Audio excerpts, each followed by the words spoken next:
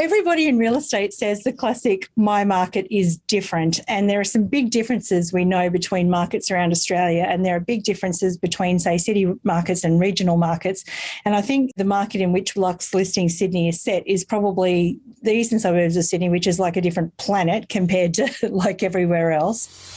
You're listening to Elevate, the official podcast of Elite Agent for real estate industry sales professionals, property managers and leaders. Each episode, we bring you behind-the-scenes supplier news, developments, exclusive interviews, technology and more to help you list more, sell more and elevate your results. To get access to all of Elite Agent's premium resources, including a detailed episode guide for this podcast, visit joineliteagent.com. Now, here is your host, Samantha McLean. Welcome everyone to a special episode of the Elevate podcast. I'm Samantha McLean from Elite Agent, and today for a few very special episodes of the show, which I am super looking forward to, I'm joined by the one and only legend from Wagga, Dave Skow. G'day. Hey Sam, thanks for having me. It's awesome to have you. So many of you know Dave. He's an industry trainer. He's been on our cover.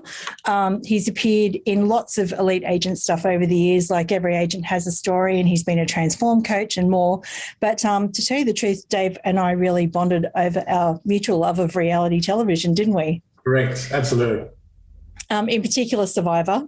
Yeah, we're both absolute Survivor tragics.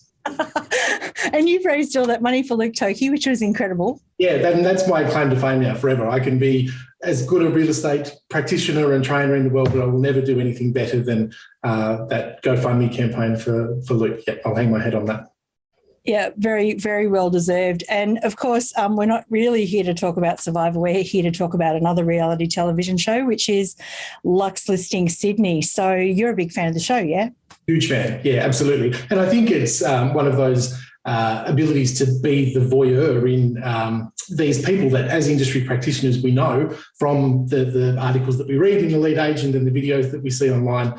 So it's nice to get a little behind the scenes glimpse. Yeah, absolutely.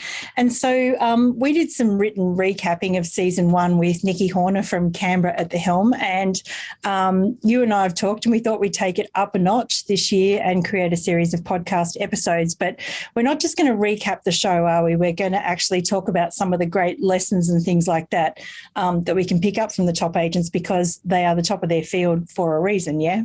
Correct. Yeah, and that's exactly right. I think it's more than just an entertainment piece. It's really an opportunity to maybe take a bit of learning from this too, because we're not all agents in the marketplaces that these people that are showcased on Luxe Listings are in, but there's definitely some continuity and some practices that translate into any marketplace, and we're going to really look at those things.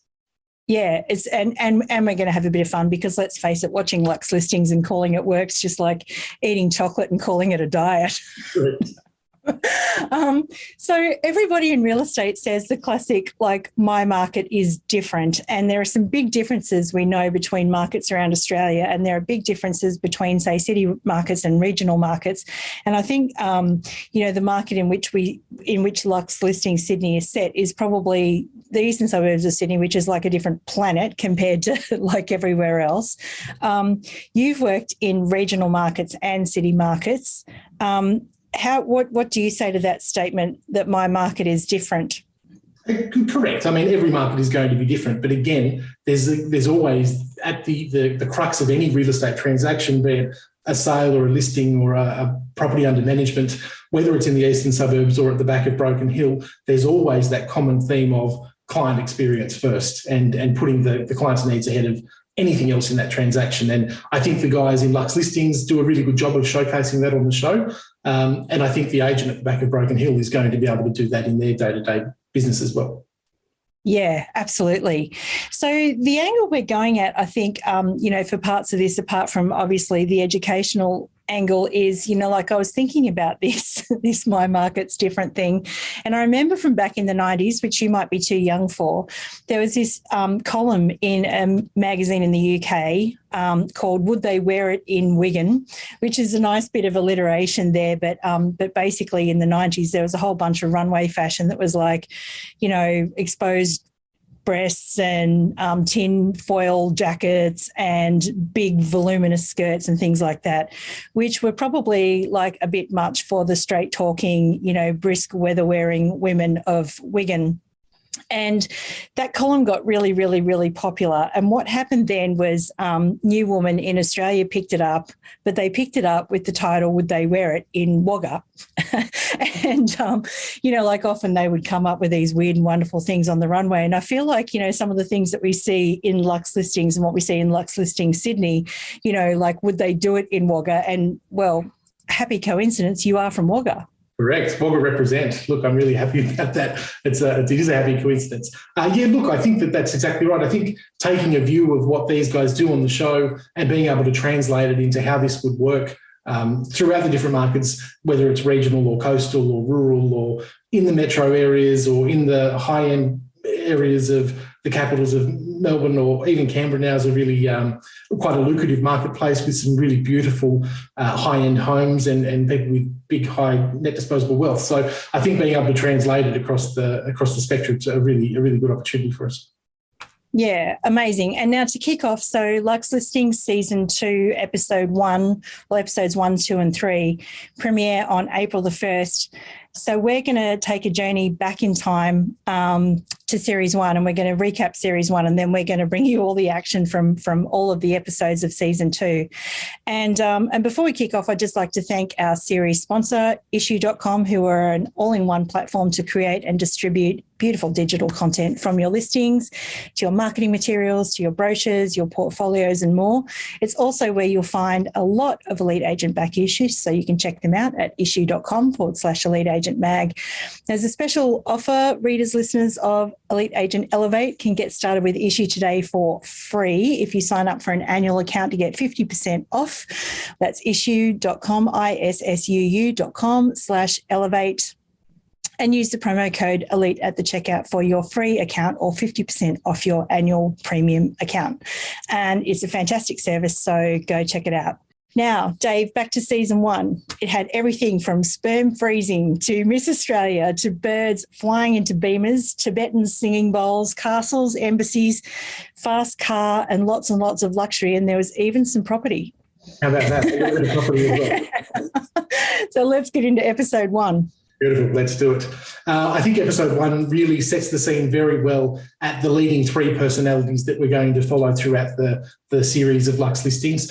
And although the three personalities are vastly different and the way that they operate are very different, and even their outlook on how real estate should be done is quite different, there are some very, very key traits that all of them possess. Some of my favourite bits in that first episode, and we kick off with the Rubinstein group celebrating their first birthday. Gavin comes out full of bravado, talking about how he eats brisk for breakfast, and then gives us a running commentary on all of the things that make him amazingly successful, and he is amazingly successful at what he does. And then, as you said, fancy that, we actually get that first glimpse of the property porn side of what Luxe Listings is all about. With the property in Dover Heights, the property that's going to auction. He introduces the show to Simon there, where we meet Simon, the buyer's agent, at a sneak peek, I suppose, before what looks like before the open house inspection, so that Simon can assess it for his client's needs. And at this point, I think we see that juxtaposition between the role of buyer's agent and the role of selling agent, but also the real sense of camaraderie and friendship that obviously these two guys that have known each other for a long time really foster. And that's a nice point in that episode as well. That brings us then to our third star of the series, which is obviously Delene Lewis from Lang & Sims Double Bay. And Delene is there looking to hire a new assistant. She's at some glitzy, glamorous place down near Circular Quay, meeting up with Daniela for the first time. And we see Daniela feature throughout the series quite a bit. And ultimately, we'll talk about her sort of as the series comes to a close. What were some of your takeaways from this first episode, Sam? Yeah, I think I'll never forget the statement. I eat risk for breakfast. I'd like to say I spread it on my toast, but I kind of don't. Too many carbs for a Luxe lister. And the other one, I think, Simon, I think we were introduced to, like as you say, the difference between a buyer's agent and a seller's agent, because, you see Simon walk in and it's classic buyer's agent, and I think Nikki called it sort of the duck waddle, this is bad, that's not good, that's too ordinary, this is, so. And then his classic line, which was something like, if it's any higher, we're not the buyer. I think basically every buyer's agent in Australia picked up their pen and wrote that one down, and it's probably been used a million times since. But oh, look, there was so much in that episode to love. I think Amazon really, they opened the series with a bang. I love the dinner at Simon's house, and I think, one of the MVPs of this season and hopefully next season is Simon's mum, Jen. Yeah, she was just such a lovable mum, and love that. And even Simon schwitzing over the her wanting to find him a girlfriend or a wife or something like that. So so I loved all of that. And then obviously we ended with that crescendo of the cruise where there was a bit of non-scripted, of course, conflict between the three of them. But what a great way to open and showcase Sydney. Yeah, absolutely. And then leaving us on that big cliffhanger. And Amazon have done this really well, where from episode to episode, they've really left us on the cliffhanger, and we're at the auction of this place in Dover Heights. Things are really heating up. Cooley's doing a great job on the gavel, obviously. And then like that, the episode's over. And which brings us into episode 2. That's it. You can tell it's Damien Cooley by the tie, yeah? Correct, 100%. It's out like a Rosella in a land full of sulphur crested cockies. But anyway, so Dover Heights. So we come into the next episode, which is episode 2, and I think the classic line from that one is that it's classic auction. There are a lot of people sort of sitting around, sort of tight-lipped, trying not to look at each other. It looks a bit like a scene from The Bold and the Beautiful to me, where everyone's kind of like. Yeah. And sniffing the air and doing all those ones until Gavin says in one of his diary moments, I work the auction floor like a stripper at a bucks party. And I thought that's classic Gavin, and only he, I think, because, we've interviewed Gavin a lot of times. I've got a lot of time for Gavin. Only he could get away with that line, I think. Agreed. And then there was a bit of a moment in that episode which I didn't love, and that was the bit where, do you remember the 2 girls were bidding, and then there was that snide guy at the side sort of saying, what is Daddy going to buy you the house or something like that, not believing that they had the money. I think, the advice I'd give agents out there is don't judge a book by its cover, because you just never know. Like there's so many tech billionaires that sort of walk around in, like black polo necks and scruffy jeans that you just don't know who's got the money these days. And I thought it was a bit of a chauvinist comment to make. What about you? Yeah, correct. And I think Cooley did really well at bringing that back in. And I mean, it's hard to say how much of that was scripted and how much was actually real life, but these things happen in real life, and we see them. Tom Penos will show you almost every weekend that he's got his iPhone out at his auctions, that there's always a heckler, and he deals with them really well and very directly. And I think any consummate auctioneer has the ability to be able to diffuse those situations quite quickly. Yeah, that old bloke was a bit of a pig, but I think that it is representative of what does happen in real life, whether it was scripted for this episode or not. Things like that do happen. Things get out of control. Yeah. And then I think the moment that we introduced Delene as our queen, obviously Queen and Delene as rhymes. Yeah. Was that moment that she was talking to Janet, who was the vendor at Blair Athol.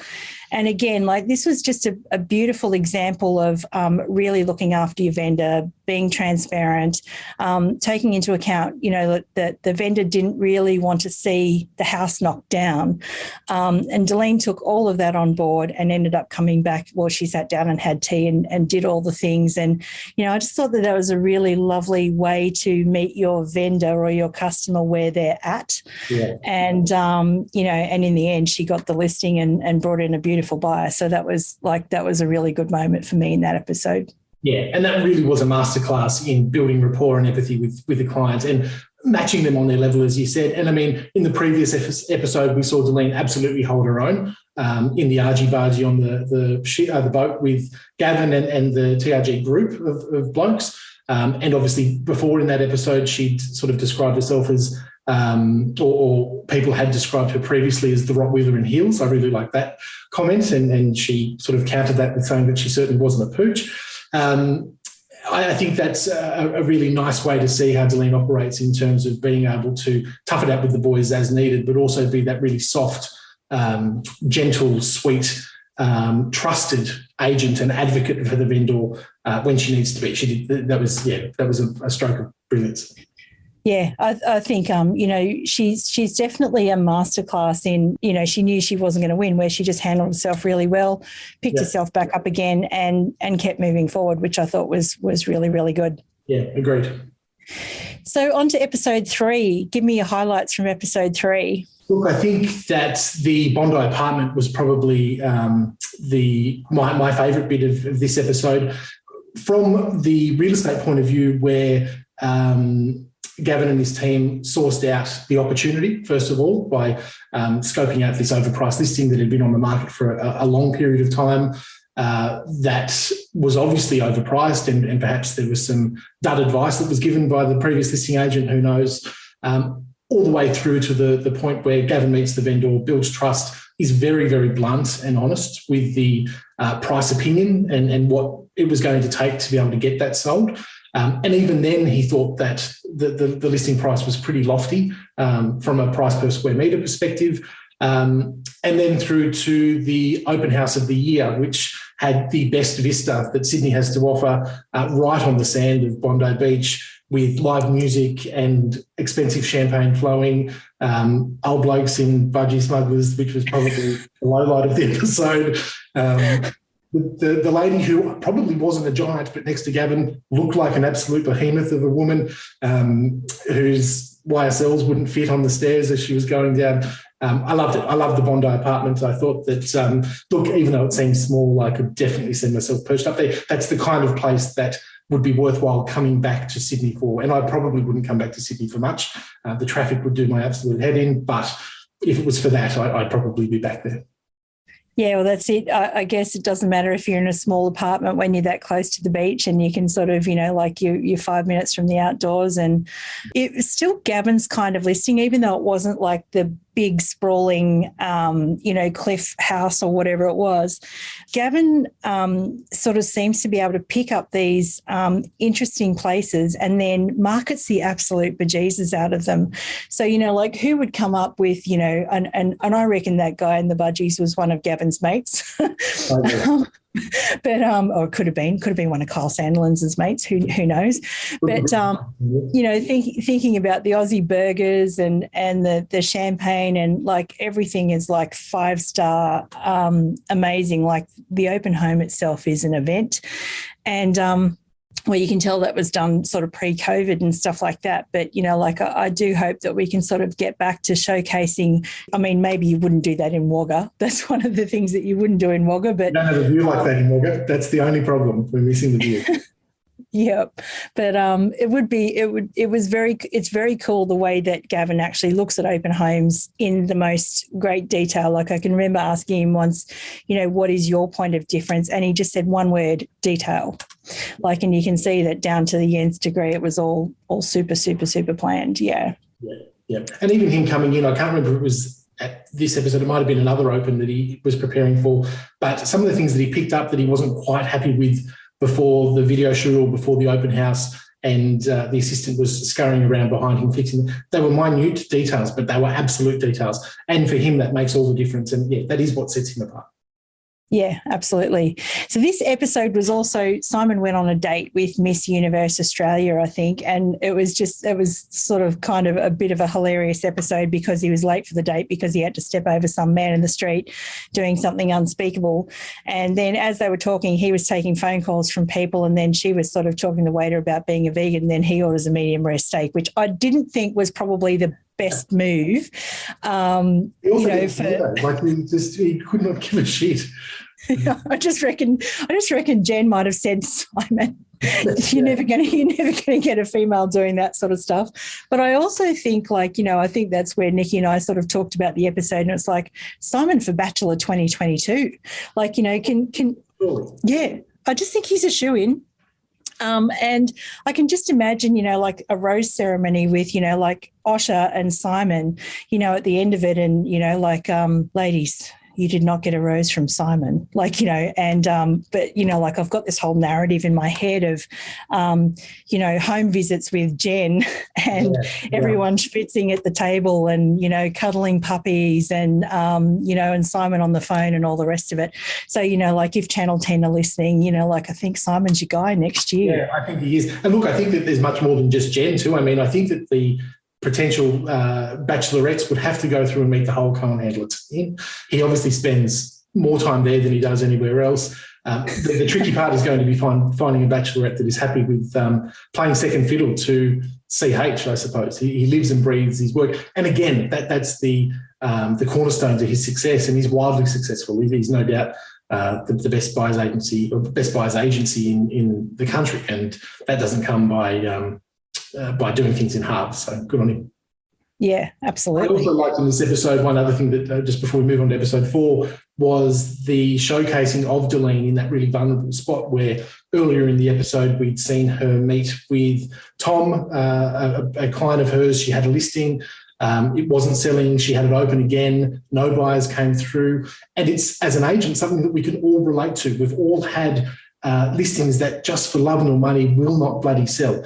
And this place looked like it was fairly niche. It had a few quirks that weren't going to suit everyone. It wasn't an easy job to sell. The vendor was very set on price and wouldn't be told otherwise.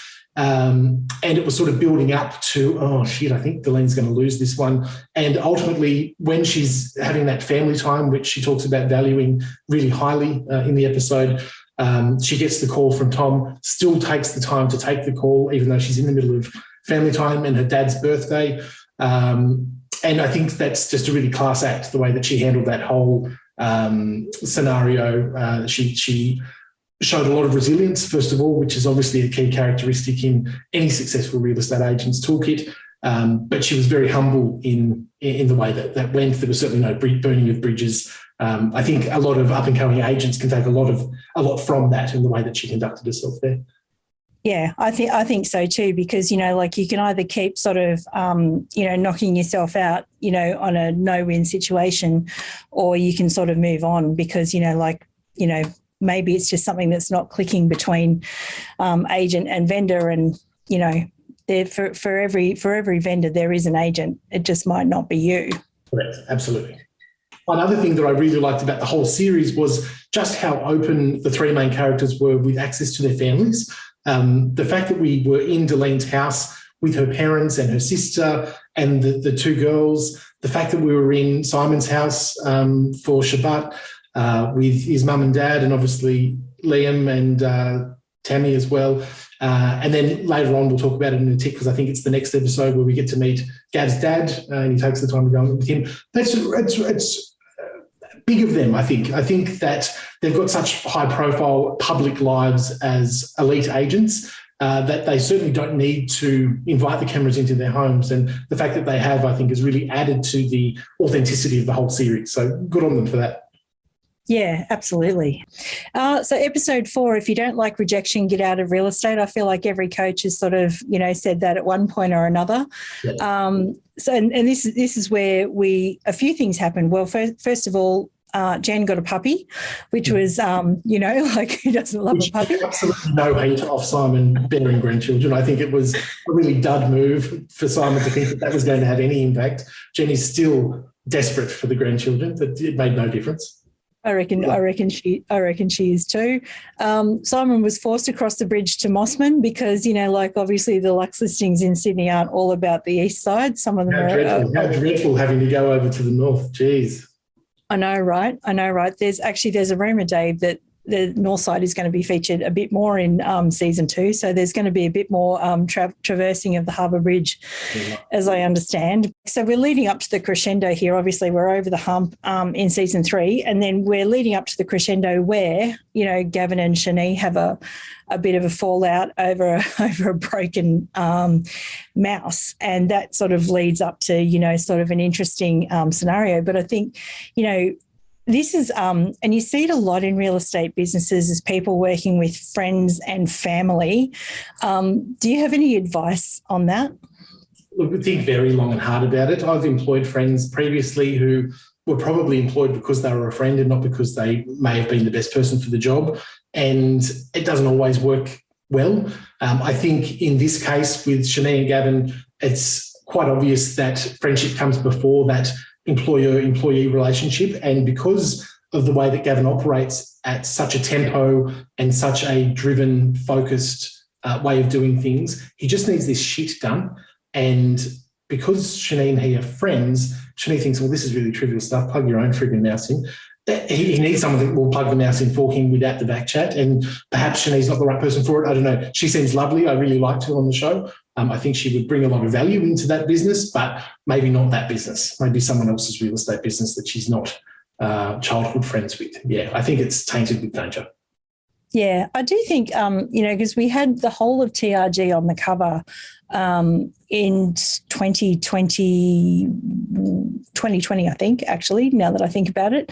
And I interviewed all of them at that time, because obviously the team has grown substantially since then. And they're all very driven people. Like, you know, like it's very obvious to me that Gavin recruits for a certain culture.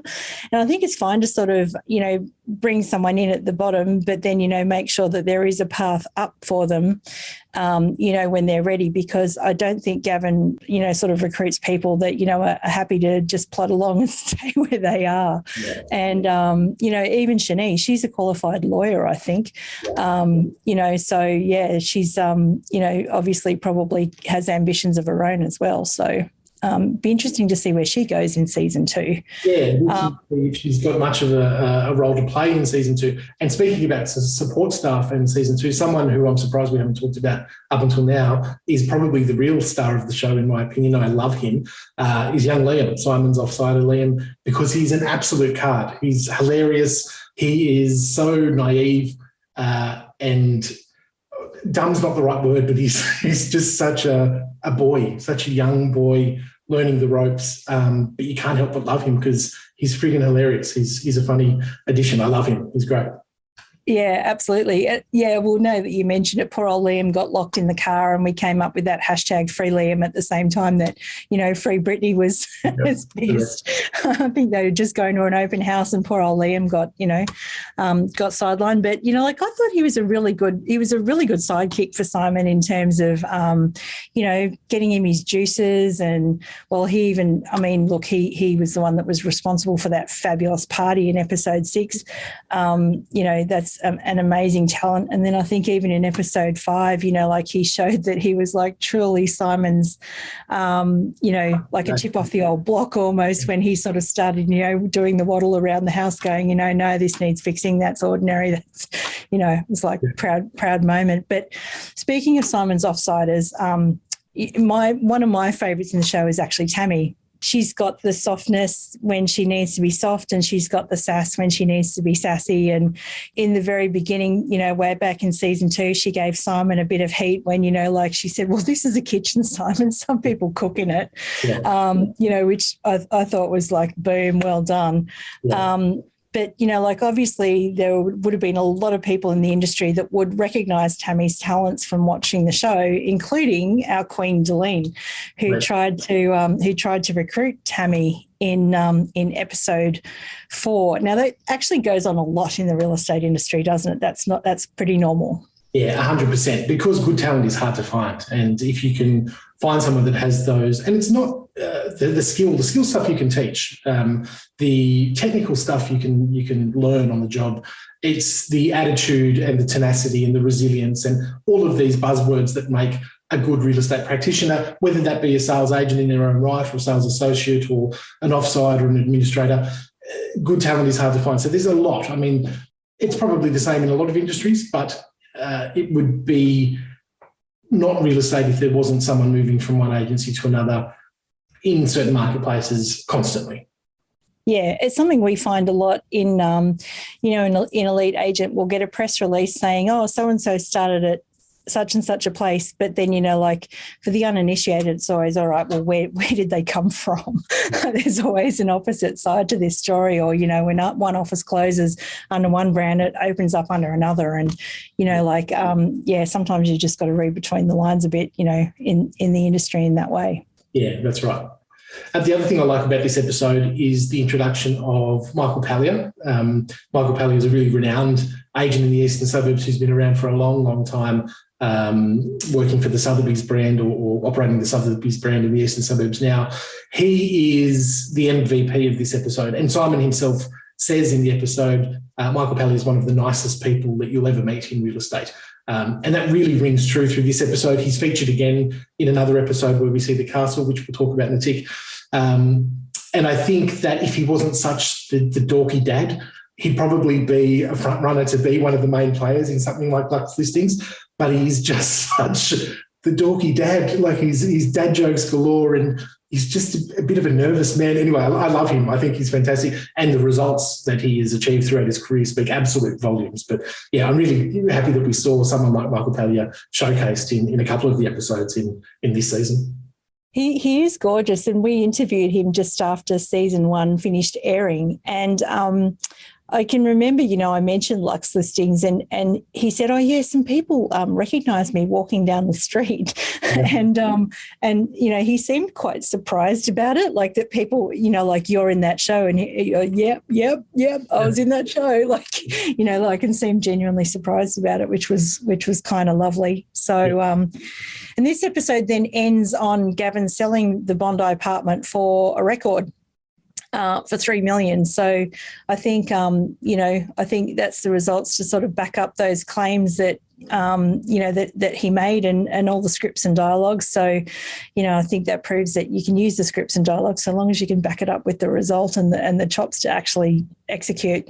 100% right. And the other thing that we see in this episode at the end is that it leaves us on another auction cliffhanger with Michael Paley's Seaview house or Harbourview house, which Simon's got a buyer at, and a little bit unorthodox in having the buyer there at the auction with him. I don't think that that's something that would usually happen in a buyer's agency situation. I think he mentions in the episode that it is a little unusual. The buyer is nervous. God, she's nervous throughout that whole auction, and she's talking to Simon. I'm thinking, just shut up, don't say anything, just let him do his thing, trust that he's got this thing. Yeah, that's right. But there was absolutely ferocious competition, and their pre-auction offer of $13 million, Paley was talking about it being somewhere in the range of 15 or 16 million, and absolutely blown out of the water, and sells in excess of 24 million. And there were just some bidders there that just didn't want to miss out. And I think it was a real masterstroke from the eventual buyer, the Asian lady who ended up being the buyer, came in very late, and she just picked everyone at the post, and she obviously had the cash and didn't want to miss out. So good luck to them. Yeah, I remember thinking it was a bit like running the Melbourne Cup, that auction, because, again, it started slow, and it's sort of like the Melbourne Cup race where it's like all the horses are sort of bunched in together, and then all of a sudden, like somebody comes from nowhere and like you've all done your tickets. But I think the MVP, before we leave that one and sort of go on to episode 5, is the MVP of that episode was Simon's eyebrows. Because he proved, like in that auction, not only did he have like nerves of steel, but like he had all of the looks, and he was just reading the room like everyone. That's right. Yeah, absolutely. Yeah. Absolutely. All right, episode 5. Beautiful. I think that from a practical point of view, that whole judging a book by its cover again comes back up in this episode, because the buyer Sue there talking about if some idiot wants to overpay for it, then I'm happy to miss out. She desperately wanted that house, and she was disappointed that she didn't get it. But I think that she had real resolve to see that it just wasn't hers for the taking in the end. The other thing that we see here is the Shani and Gav situation escalating, not escalating, but coming to a point where it's probably a little bristly. And towards the end of the episode, they then have the chat. Can we go for the chat down on the beach at Avalon, which was a nice scene for it, but it was a bit awkward. I don't know, and I don't think she really agreed with the things that he was saying either. And again, my favourite, Liam, comes really into his own here, and it's the battle of the assistants with Delene's assistant, Daniela, and Simon's assistant, Liam, sort of cutting their teeth, if you like, under the watchful eye of their mentors, but giving themselves a bit of a run for their money, I suppose, in a bit of a mock situation where Daniela's probably doing a little too much to sell the property, and she's a little flouncy. I think the magical trees was the thing that got me, because you could almost see Delene going like. Yeah. And then Liam, as you said before, duck waddling his way through, absolutely pulling the place to shreds, and finally just saying, "Yeah, look, it's a knockdown." Straight out into his mouth. That's something that Simon would have said, and probably an absolute moment of pride for Simon. I would think that Liam had actually cottoned on to that completely. The other thing I liked in this episode was the new buyer that we met, Simon's new buyer, Tamara, with the thick Eastern European accent. Yeah, look, she was crazy. She was a nut job. How did you find Tamara? Oh, Tamara, she was the one that there wasn't enough gold or something, and she was just going grey, grey, grey, drab, drab, yeah, like, you know, and I think Claudia Michaels from McGrath over on the North Shore guessed it in that one, and she was in this beautiful red dress, and I think, you know, like, I think that that buyer, I think she liked Claudia's dress more than she liked the house. Yeah, I think so. But the buyer, like, she was so off on a tangent on everything that it was a real mismatch, I think. And the fact that she couldn't find the front door and she was yelling out like a lunatic down on the harbour out to Simon to try and find where he was. I thought she was crazy. We see her in the next episode, and I actually warmed to her a bit more. But I just thought, who's this absolute nutbag? Well, it is in her defence. I think it was Tamara. Yeah, Tamara was the buyer. In her defence, like, I used to walk down that, you know, that's Cremorne Wharf, and Mark and I used to go walking there. And the houses are sort of perched so high up, and they are really like the road to get into them. Really, you kind of need a compass and a set square to try and work out where the actual entrance to the house was. But I suppose, you know, like, if you're the listing agent, you want to, and you've got a buyer that's got, you know, that sort of cash, you probably want to meet them somewhere where it's, you know, like, where they're able to, because also, like, the stairs on those properties, like, you have to be fit to actually get up those stairs. Like, people do those stairs to prepare for triathlons. So I did feel a bit sorry for Tamara in that episode.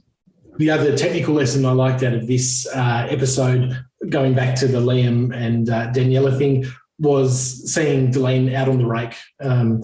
She, again, is just that absolute example of not being too good to do anything. She kicks off the heels, gets on the rake, makes sure that everything's presentable before Simon and Liam get there to show the property. I think that's a true, I sound like a real raving Delene fan, and I'm no more Delene fan than anyone else, but I just like the fact that there's these lessons that up-and-coming agents or agents in general can take, that you're never too good to rake the leaves. Yeah, she is the queen. Delene is the queen. All right, so let's talk at the final episode. So this is where everything kind of comes together, but we are actually left. We thought loose ends were going to be tied up, but then they left us with a whole bunch of cliffhangers, which obviously they were planning season 2, because, you know, if you're going to leave us with cliffhangers, it's like Dynasty. You know, you've got to expect that they're going to be resolved. Yeah. So episode 6, which is the last episode in the season, comes with a heap of cliffhangers. So we know that we're going to get a season 2.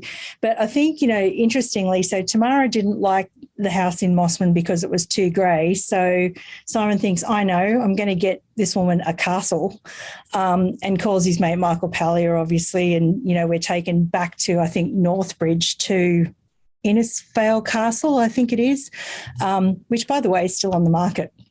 It still hasn't been sold.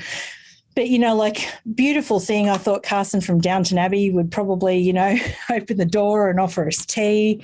But she's brought this mate of hers who is even weirder than her, with the Tibetan singing bowl. Yeah. What she got in the bowl? Is the energy any good? And then I think they all go down to the dungeon, and then I think Liam gets a bit worried that he's going to get locked in there too. So I don't know. What did you think of that house? Yeah, look, I mean, the house was incredible. The whole heritage overlay, I think, is the biggest problem in that there's very little you can do with it. And as much as it's a beautiful castle on the outside, it's pretty run down on the inside, and it would take a lot of work and a lot of money to do something like that up. Paley offers the solution, I suppose, in that there's DA-approved plans for a really ultra-modern extension or wing of this place. Look, for me, that the juxtaposition of the old and new there just wouldn't work. I didn't think that the plans looked that great. Obviously, as you said, the place is still on the market now online, so Tamara's obviously not the buyer, even though her friend said that the energy in most of the place was quite good. Again, from a practical point of view, these things happen. In my career, we've had plenty of opportunities or plenty of instances where people have come with their healer friend to make sure that the energy in the house was on point. We've had people wanting early access to smudge the place with burning sage. I've had a couple of Asian buyers that have come through with experts in feng shui. So I think, it's odd. It's something that I don't really get, and a lot of people probably don't get, but I think that it's something that's not all that uncommon these days. Yeah, well, it's, again, I think you've got to meet the vendor or the buyer where they're at, and, let them do what they've got to do, and correct. Let them walk away with a good experience, because all buyers are future sellers, right? Yeah, correct. Absolutely. Interestingly, in this episode as well, I can remember, interviewing someone a while ago about personal brands, and actually his name was Herman Chan. He was an agent in San Francisco, and he was a very out there character, and he said not everyone is going to want to be my customer. But the people that I want to be my customers will be attracted to my brand. And I thought we really saw this play out between Kai and Oliver Lavers, who are both, elite agents within Gavin's team, when Gavin set them a challenge to say, all right, whoever finds the buyer for this one's going to get an extra 50K. So interesting that he sort of, ignited the competitive spirit between the two of them.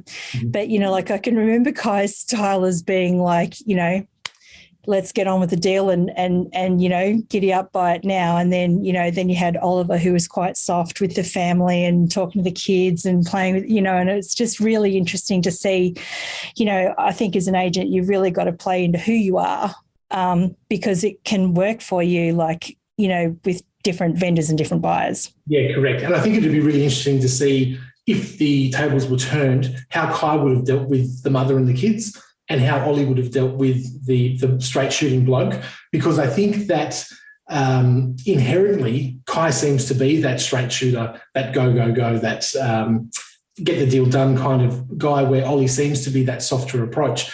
So it'd be interesting to see just how much they can turn that around to suit the buyers and the sellers that they're dealing with. And look, I mean, they're absolute guns in their own right, so obviously they've got that down pat. But I think that was an interesting take on the differences between skill set, attitude, the way that they conduct themselves. Yeah, absolutely.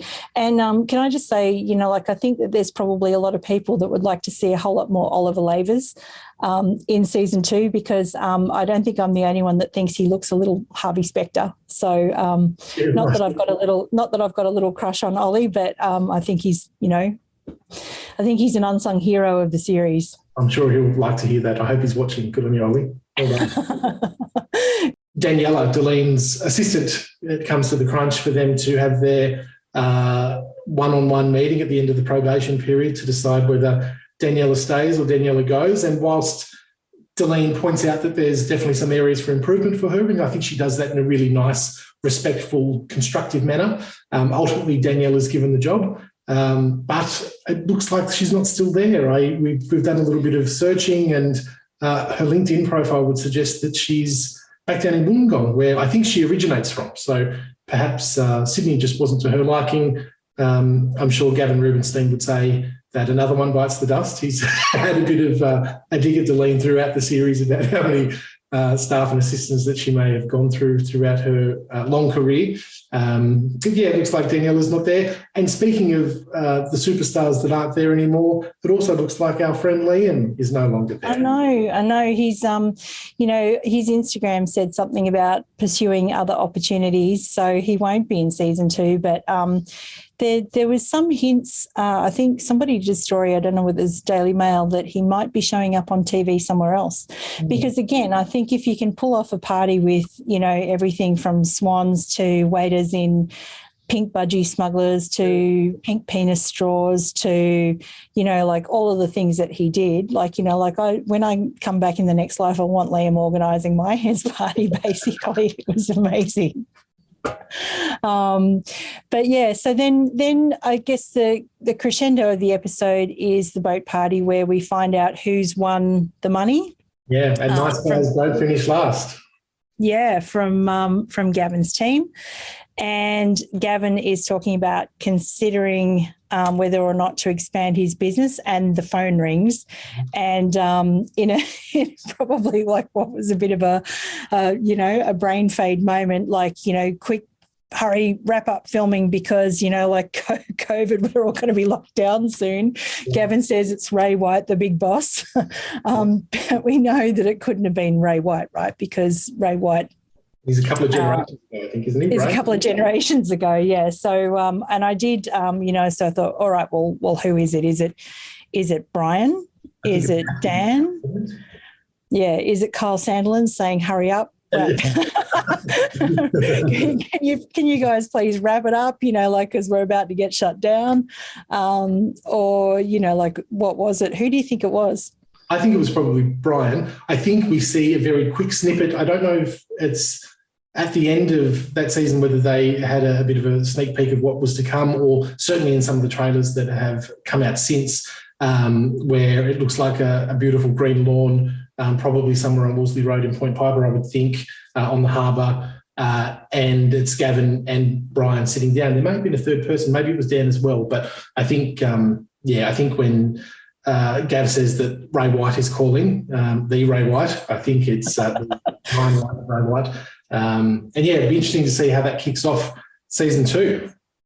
Yeah, absolutely. So the castle. So here's what we know about season 2 so far. So the cliffhangers. We had Dan White on the podcast recently, and I said, who was it? He was kind of being tight-lipped and just said, well, it could have been anyone really. But I wouldn't be surprised to see the White family show up in some shape or form. The castle is still not sold. I think Simon's still unattached as far as I can tell. I've stalked his Instagram. But I still think we should mount that Batchy 2023 campaign, because I just do think that he and Osher would look really great together. And then the other big cliffhanger was Tammy was, trying to weigh up whether she would stay. Should she stay or should she go? Should she stay with Simon or join Queen Deline?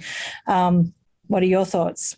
I don't think she'll leave. I think that she's really found her groove with Simon. I think that they, from what we see on the show, they work really well together. I think Tammy is Simon's Donna from Suits, and I think that he would be really at a loss without her.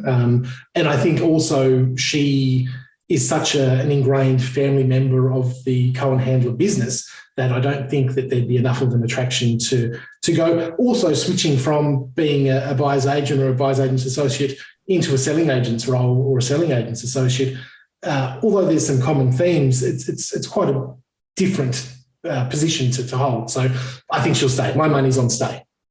Yeah, this sounds like Married at First Sight, doesn't it? My money's on Stay as well, because she's still on the Cohen Handler website. Well, there we go. You know, the thing with the news in real estate is it's really easy, you know, like you can Google them and they're everywhere. So the other thing too that I hope they pick up in season 2 is the commercial venture, Cohen. So I thought that was, that was pretty interesting. And of course, I think with Cohen, like Taz Costi is actually linked to Shani. I think they're engaged now.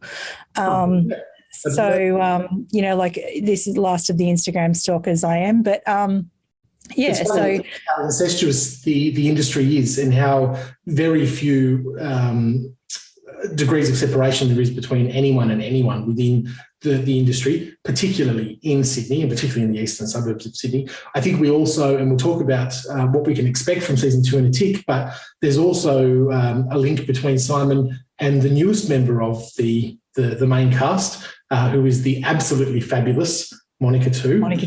Yeah. With Tim Zhu, it's Tim, isn't it, the boxer? His mum was an agent for Black Diamonds for a number of years and is now a buyer's agent associate with Simon. So there's links everywhere. I mean, and that is typical of real estate in Australia. So there's a lesson there too, actually, that you just got to keep it tidy and keep it dignified and everything, like no matter where you go, and sort of try and remain on good terms with everybody that you meet. 100%. So we've seen the trailer for season 2. What do you reckon's coming up based on the trailer? There's a lot of rap music again. Yeah, look, it's a rap lover's paradise, Luxe Listings season 1, and I think season 2 is probably going to be no different. I quite like it. It's quite good. I'm really excited to see what Monica brings to the show. I think that she is a real rags to riches story, and I love her story. I've seen her speak. I've never met her personally, but she seems hilarious outside of the professional persona that she has. So I'm really excited to see what Monica brings. I think it's going to add that extra layer. And you mentioned before that there's rumours that we see a bit more over the bridge action in season 2. And that doesn't surprise me at all, because Monica's working with sort of the elite of Chinese investors in Australia. And a lot of them are in those upper North Shore suburbs, even out to the inner west. I know that she sells a lot out there. So, yeah, it'll be interesting to see how the dynamic changes a little with Monica being brought in. Does Queen Delene feel some threat there? She's still Queen Delene in my eyes, but she's no longer the sole princess. Yeah, let's see how they handle that. Yeah, well, I love Monica too. I'm a big Monica. You can't have too much Monica too, I reckon. We've met her a few times, and she reminds me a bit of a Lucy Liu. You know, she's just like this superhero that sort of walks in with furs and hair and stilettos. And I can remember meeting her at ARIC a couple of years ago, just before we interviewed her, and she was wearing these amazing shoes. I think they were Louboutins with the spiky things on them. And I said, "Oh, Monica, I love your shoes." And she said, and I said that the spikes are amazing. And she said, yes, they're really good for kicking butts. So, and there's plenty of butts to kick, I reckon, in the eastern suburbs. So I can't wait to see what she does. Yeah, absolutely. And the other telltale that Tammy and Simon are still working together is that I think we've seen a little bit of a snippet, a very quick snippet. You've got to be a little bit eagle-eyed, but them together, working together in the next season. So I'm happy to see that. And Australia's golden girl, the Delta Goodrum, perhaps a buyer's agent client of Simon's, it seems. Well, I can't wait to see, because I'm a fan of Delta. Like, you know, I don't care what anyone says about her. I love her. Oh. And it was like lovely to see her show up. And I think, the snippet I saw was, she was taller than Simon too. So she must be very, very tall in real life. But I can't wait to see whether it's, it could be a performance on a boat. Who knows? But yeah, who knows? Anyway. Can't wait to find out. This is the main thing. I know, and thankfully we don't have long to wait. Okay, folks, well, that's a wrap on season 1. Dave, thank you so much for taking that journey back through Luxe Listings. I mean, I certainly enjoyed the series, and I know you did too, and I actually had heaps of fun reliving it just now. Yeah, me too. Thanks for having me. So Luxe Listings Season 2 drops on Friday, the 1st of April. You're going to get 3 episodes at once. That's 1, 2, and 3. And Dave and I will be back on Saturday to give you our thoughts and takeaways and things like that on those episodes. And then we'll see you again once a week on a Saturday with the same things. And we can't wait to talk about all things Luxe. Dave, thank you once again. Big love and thanks to issue.com for sponsoring the series. And we will see you all again soon. We hope you enjoyed this episode of the Elevate podcast. Don't forget to get access to all of Elite Agent's premium resources, including a detailed episode guide for this podcast. Visit joineliteagent.com.